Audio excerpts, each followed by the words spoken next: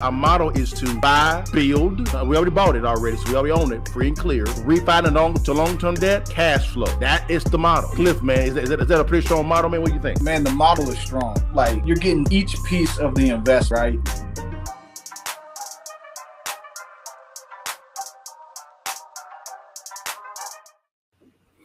What it do, baby? It's your partners, man, looking always, I'm going to say it with my chest, better than you. It's okay.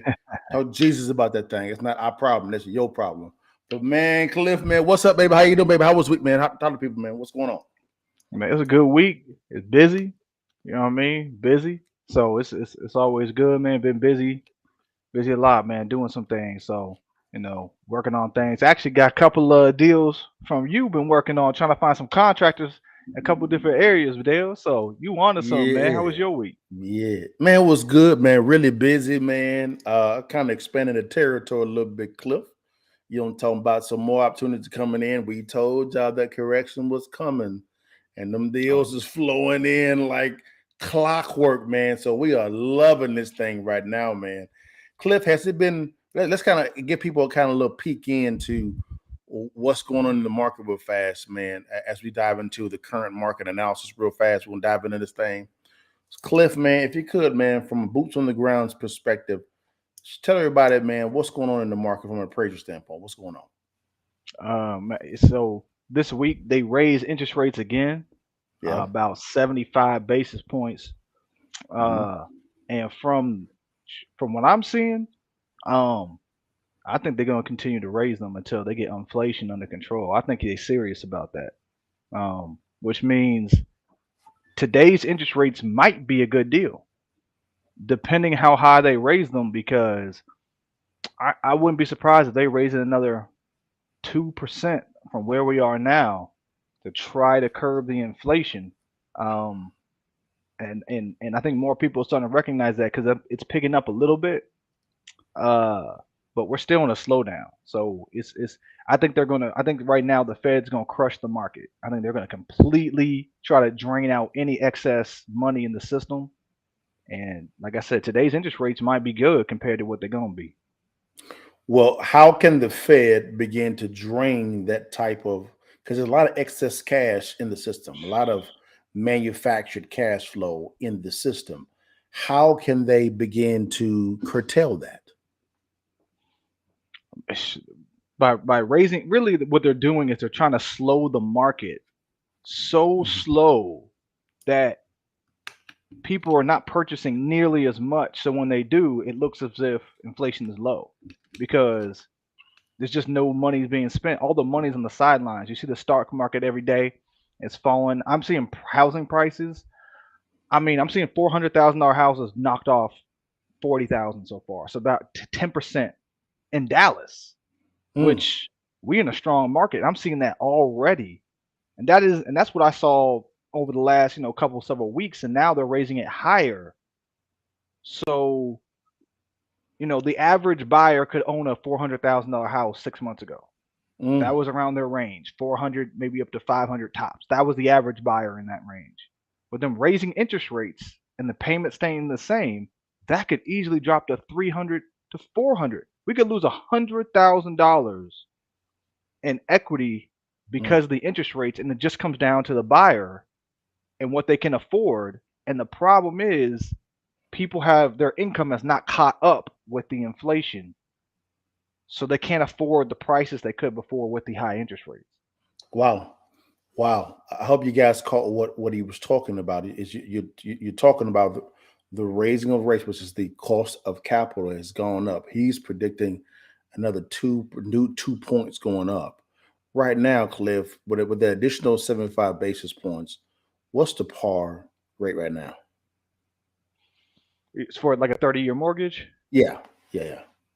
Last time I checked, man, I've seen it range. I thought I saw it drop a little bit, but I've seen this high going from 6 to 7%. That's So we're talking about 7% is the par rate. That means that's the rate for everybody. And I want you guys to begin to look at how the market is responding. If you still see the inflation rate still going up, these raising of the basis points are not doing anything at all. I believe that they have to get more aggressive on there. This is why I kind of agree with Cliff on the 2 additional basis points. I think it should be. I think it should be at least 3 or 4 because there's so much cash, so much Yeah. manufactured cash flow in the system. They have to burn it out. I think I was watching a interview with Patrick Bet-David and the former CEO of Washington Mutual.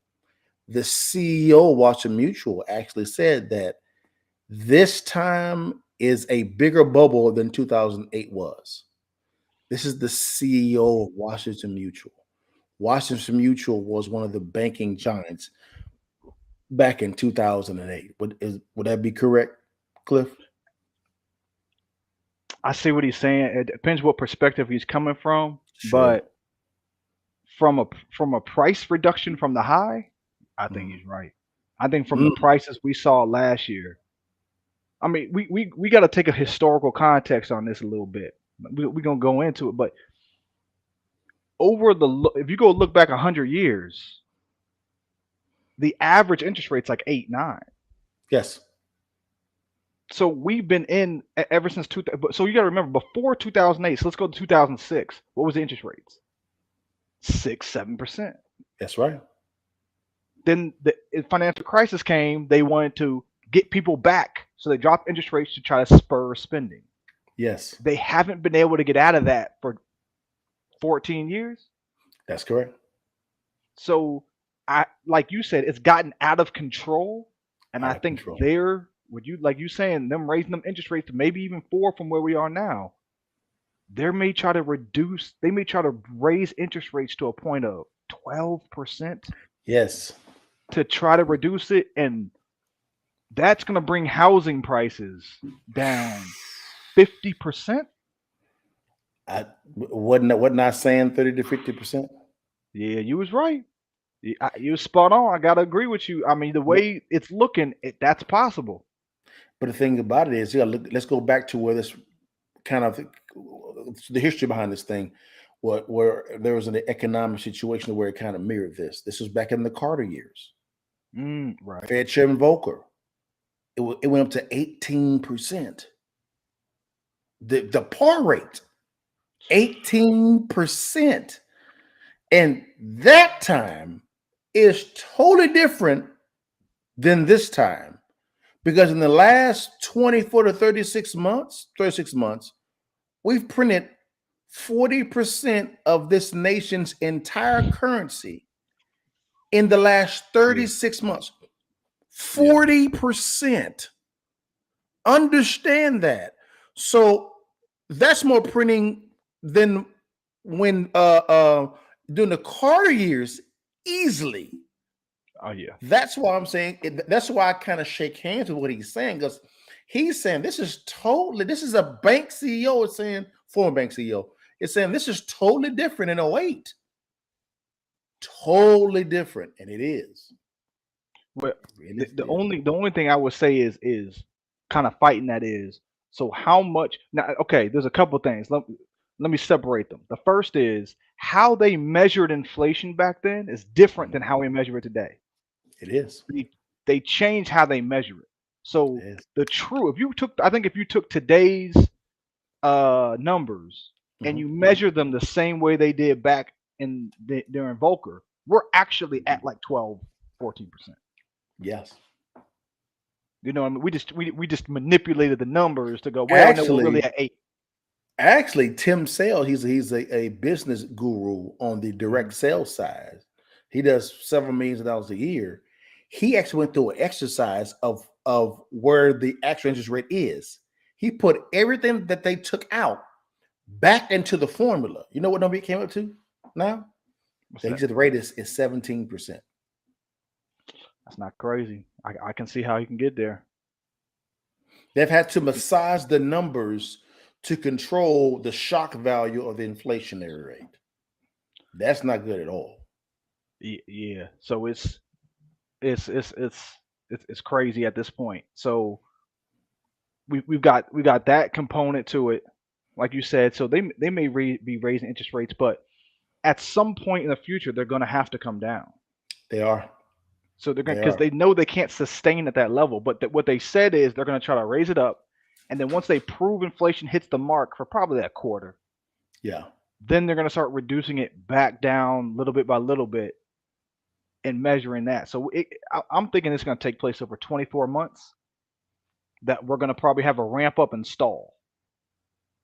Yeah. It's so you're saying that you're going to begin seeing this kind of change in 24 months, or you saying the duration area of the stall is going to be for 24 months? I'm thinking the ramp up and the stall. I think we're going to probably keep raising interest rates for probably another 2 quarters, maybe 3. Then at that point in time, they're going to stall and see where we're at, and they may give that a quarter or 2 to see, because you can't just keep raising without stopping at some point and seeing what you're doing. You got to measure the results of what you're doing. So if the par right now is 7, and they raise it to, let's say, in that time frame, 2, maybe 3. I say 4. You're saying 2. I'm being a little bit more aggressive. You're being a little bit more conservative, and that makes sense. Let's meet in the middle at 3. So we're looking at our interest rate of par of 10%. That's about right. That makes sense. That's for you to get a 30-year mortgage, fixed rate, 10% interest rate. That's not out of the norm. Look at what's going on. Right in line. Right in line with history. So we're not this ain't theory. We ain't putting this out of our ass. We're actually looking at examining what's going on. We're boots on the ground. We're in this thing as well. Now, you may say, Liddell, you and Cliff don't seem very worried. You'll see why here in a second, why we're not that very worried. Investors we are pretty excited about what's coming because more opportunities are going to come. We're seeing them now. We are seeing them now, if that makes some sense. So, Cliff, let's dive into it, man. Today, guys, we're going to talk about where to begin investing in real estate. You may say that that's a kind of a broad question. We know it's a broad question. We're talking about locations as well as, what else should we talk about, Cliff? We got location. We should talking about what else? Type of rehab. Yes. So, yeah, definitely the type of rehab. So let's answer these questions with different strategies. So, from a wholesale strategy, what if you want to wholesale a property? Let's look at geography, location. How far would you advise a novice investor, maybe even a seasoned investor in this type of economy? How far away they should be wholesaling properties at? From beginners, if I'm a beginner, if I'm starting out again, I would say the mistake. We're in a big city, DFW, right? Dallas Fort Worth. Yeah. If I could have, the thing I would change early on, I wish I went to a smaller towns outside of Dallas to wholesale. Yeah. There's less competition. Yep. It's easier to get deep discounts. Everything is slower. And as you're a beginner, you want that slow pace because you don't have to make those quick because you're new. Yeah. I would say I would kind of mimic that as well, because if you're new, you want to master what's around you initially.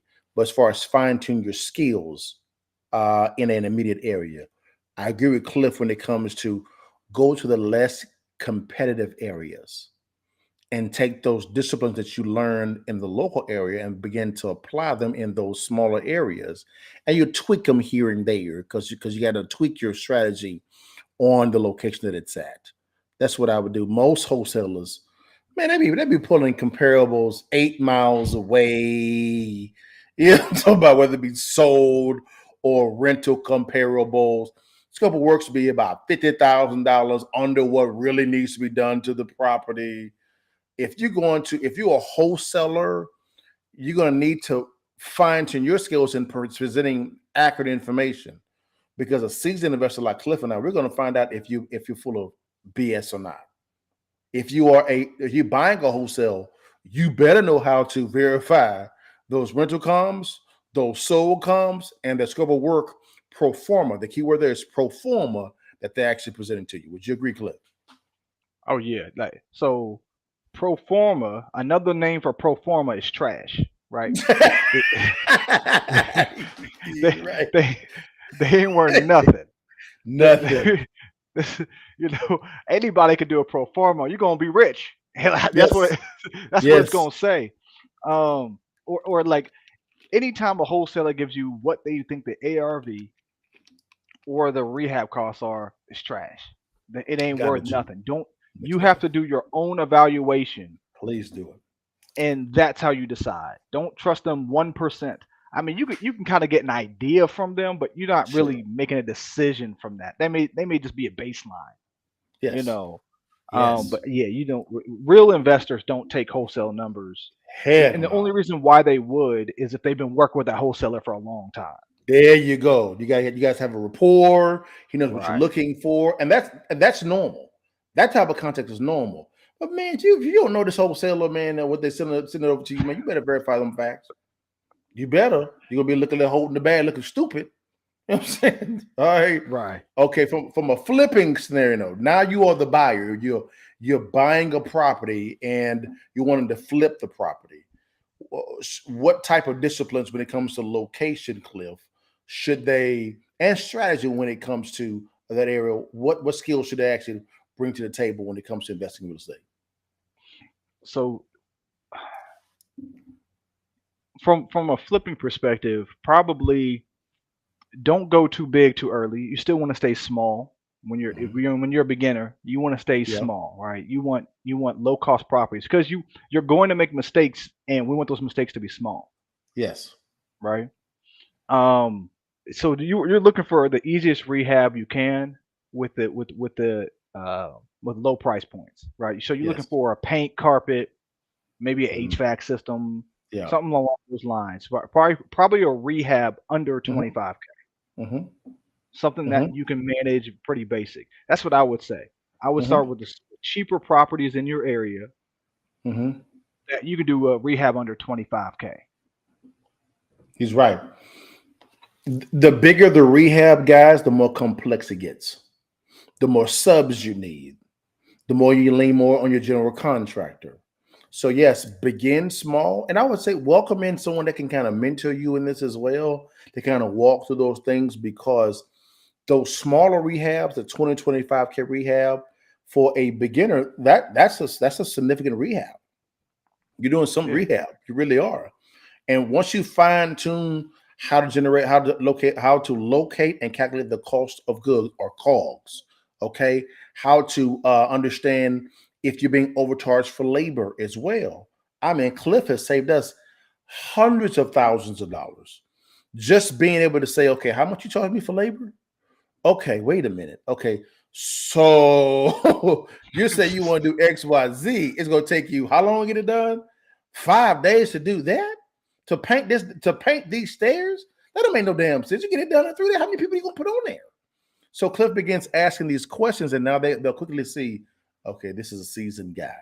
So you want to Right. make sure you understand those different skills as well, so that, and you can really perfect this by really walking with somebody through their rehab. Okay, it may not be yours. It could be a mentor's rehab. Say, hey man, can I walk along with you?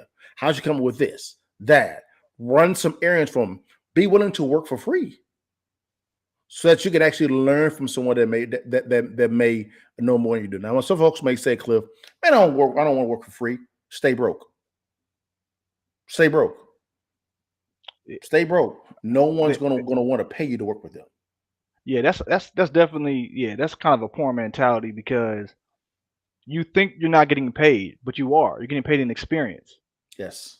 And experience is huge because once you get in, once you know what you're doing, you're going to see opportunities you didn't see before. Yes. You walk Yes. by them every day, you didn't notice them because you didn't have Yeah. the right vision. You didn't. I would say it's something like when you buying a new car, you buying a new, let's say a Jeep Grand Cherokee or something. You're like, hey, I'm getting me a new Jeep. All of a sudden, you see Jeeps everywhere. It's the Yeah. same thing when you start getting into real estate. You don't know what a deal looks like. Once you start recognizing deal after deal, now you start seeing them everywhere. You're like, okay, there goes a deal. That's not a deal because you need to have the right vision of understanding what Yeah. you're looking for. Yeah. Now let's flip it. Now you are a buyer of a flipping property. What disciplines, as far as location and skills, should you bring to the table? From as a buyer, Yeah. you still want, like, at the end of the day, if you're flipping, what you're really looking at is days on market is probably your strongest component. You Because at the end that's going to be your saving grace, is you'll sell it quick. If you're new and you're starting out, I would even say more than equity is speed, Yes. right? Because you're starting out, Yes. you may not get the biggest equity, Yeah. right? Yeah. That comes with experience and time. It But does. the days on market, if it can sell, if you can make a 10, 15K little flip and it sells in 20 days, Yeah. that's a win to you. Win. That's a big old win. And guys, I never buy retail, even when I'm actually buying a flip. I Mm, never do, because it doesn't give me any security. Let's say, for instance, you buy a flip at retail and your DOM, days on market, is a longer period of time. You stuck like Chuck. right. You stuck because you have debt most likely attached to that, and you're having to pay that debt service cost until it's liquidated. Now, if you buy it below, below retail, you have some negotiating whim that you can actually do when it comes to the eventual end buyer, so to speak. Would you agree with that, Cliff? Right. Yeah. I mean, this if you can get off market, that's the best way. Oh my God, it is, man. Now, from a holding standpoint, guys, holding standpoint, I love this part because I love cash flow. And so, from a geographic standpoint, it's the same thing when it comes to a wholesale flipping. You want to be in those areas where it's the least competition. Fine tune your skills locally, and then graduate out to those smaller tiered. I call them mid tier towns. Okay, and I like to buy below wholesale because I don't think it's wise to pass on those costs to your end buyer or your tenants, because this is a whole scenario, or your tenants, because then you begin to kind of curtail the type of tenant or buyer that you can actually locate. So I think it's wise to negotiate below wholesale. If that makes sense. Would you agree, Cliff? Oh yeah. If you always want to try to go for the lowest price in every situation. You want to try to at least negotiate and see what you can do.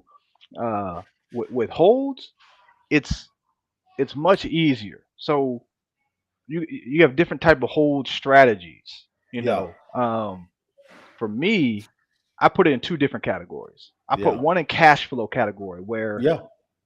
and I was actually dealing with this today. I was talking with a wholesaler who was trying to give me one where the properties doesn't have a lot of equity. So I typically like to have a decent amount of equity, but the cash Yeah. flow is so heavy that it's crazy. I'm talking about getting 2% Mm, on the cash flow mm. side, but you're talking about 10% equity. Yeah. So Yeah. it's a trade-off. But on the other end, Yeah. I've also seen some properties where met an investor who he had a couple of properties, very low cash flow. I'm talking about he's basically breaking even, Mhm. but they are in the greatest locations. Yep. Yes, So sir. he knows he can sell them quick and it still appreciates because it's like, for example, Yeah. he's got a condo in Highland Park. Yeah. That's always going to be, everybody wants to live in Highland He Park. said, So he said when good. prices get cheap, he buys Highland Park. He breaks even on the cash flow, but you Mhm, mhm, hold 5 to 7 years, you can make 60, mhm. 80K easy on the property he's getting into. And he just buys those. So the holding strategy is different. For me, I like to Yep. limit those ones with high equity but low cash flow. So probably a Yep. 75, right, probably 80/20, 80% cash flow, 20% on the equity side. Yeah. These are jewels, guys, when it comes to structuring your deals and negotiating. And also on this whole standpoint, and this will be going to in the course, is the strategy that's going to be the most popular when it comes to holding is subject to investing. I was on the phone line with a loan servicer today, guys, and there are so many people that are falling behind on their payments. we're talking about 20 plus payments behind. It's smelling a lot like 2008. Yeah, It sure is. Man, I'm trying to told y'all, man. But it's all good, man. It's all good. Now, Cliff, man, let's guys man over to the course, man. Yeah, guys, man, this has been a fun course putting together. The manuals, the videos. Me and Cliff went through last week on how it's going. I did the subject to investing portion. We have a beginner, intermediate, advanced. Cliff, what was the title of yours, man? What was yours? How to flip property in under 90 days. Yeah, man. And he goes in there. He goes in from a beginner standpoint. Okay. So that you understand the disciplines. But he says it's a beginner, but a lot of seasoned investors are going to want to hear what he has to say about this, because this gentleman, as well as I, flip properties remotely. Like, we at the crib. We don't visit the house. And we still buy the property and make a whole bunch of money doing that. He goes to those strategies. That makes some sense.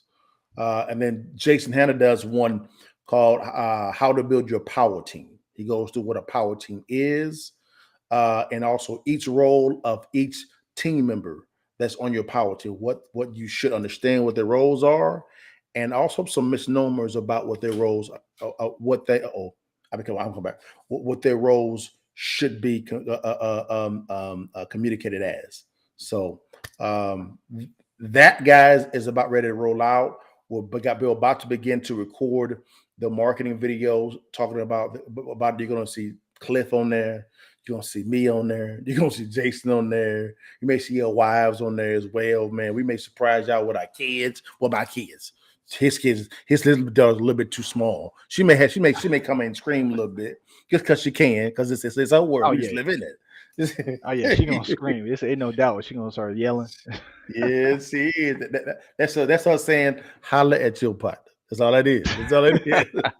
That's all it is, y'all. But man, Cliff, that's all I really had, guys. I would say, Cliff, probably the course, guys, will be live in living color in about 14 days. Finish up the touches on the website, the funnel as well, also the manual as well, also. We didn't want to put out a janky led one. We want to put one out there that was really good and substantive, that you can actually take it and run with it, kind of like a blueprint of what you want to do. And also, we set up a VIP community as well, to where on a monthly basis you can get on a call with Cliff and Jason and walk through your deal. And also, Cliff, will we even fund the deals too? Oh yeah, 100% fund the deal. We'll fund the deal too as well. We'll teach you how to structure it, how to negotiate it, and we'll fund it. And maybe even partner with you on that thing as well. You'll get Cliff's intellect when it comes to how to put together a scope of work, which would be great. Also, what he believes the as is and the ARV value is on these properties. That portion is vital, because that really determines how you should negotiate. That thing is vital, guys. So, man, that's all I had, Cliff. Man, you want to add anything, man, before we go, big dog?